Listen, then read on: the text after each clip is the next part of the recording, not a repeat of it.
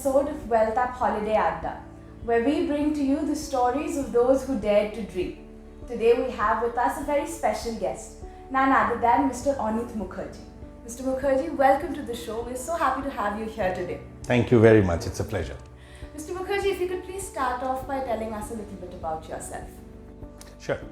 I'm an economist. I studied in Presidency College, Kolkata, and then I went to JNU to do a master's and also in economics. And then my life took a little bit of a different turn.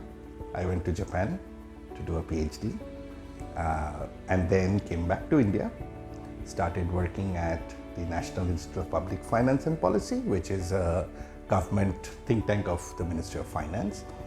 And then life took me another way, and I went to the US in 2013 and started working for a think tank called Center for Global Development. And after 8 years at the Center for Global Development, I have moved now as a senior fellow at the Observer Research Foundation America, which is the US affiliate of India's largest think tank, ORF. And in the meanwhile, I also was fortunate to be associated with some of the more important initiatives in digital economy in India, like Adda and UPI, and I still keep working on those things. Amazing. I mean, what an impressive resume. I mean, thank you. Really. So, Mr. Mukherjee, if you could tell us a little bit about, I also know that you've worked with some of the biggest names in the industry, and you have a very unique sense of the macroeconomic trends and the environment. So you currently live in the United States and you are from India, you've grown up here. And so how do you perceive the macroeconomic trends in India being in US, and how do you perceive the entire environment? What does it look like right now? So I think US and India relation is probably at its best. It has been ever.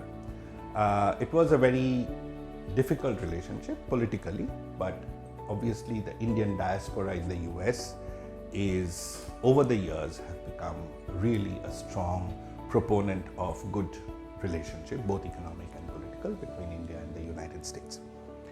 And over the last 10 years, I would say, there has been a concerted effort from both sides, from the US and India, to make this relationship stronger. And that has meant that people like me who are recent immigrants to the United States, I went in 2013, and people who have been there for 30 or 40 years, they now look upon on themselves as a bridge between the two countries. And one of the ways that has happened is that there has been a lot of investment which US citizens of Indian origin has done in India. For example, in the IT sector, there is a lot of reverse investment that has come. And also now increasingly, people in the United States of Indian origin are looking at India as an investment destination. And these are the two markets, US and India, which has given the highest growth in terms of portfolio investment. And therefore, it is quite interesting that now the idea is to have a balance between India and the United States in terms of your investments.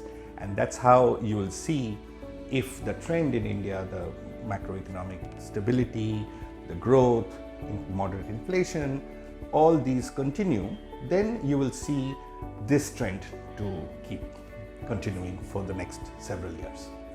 So, Mr. Mukherjee, with your vast experience and knowledge, as is clearly evident, why did you choose Wealthapp to handle your investments for you?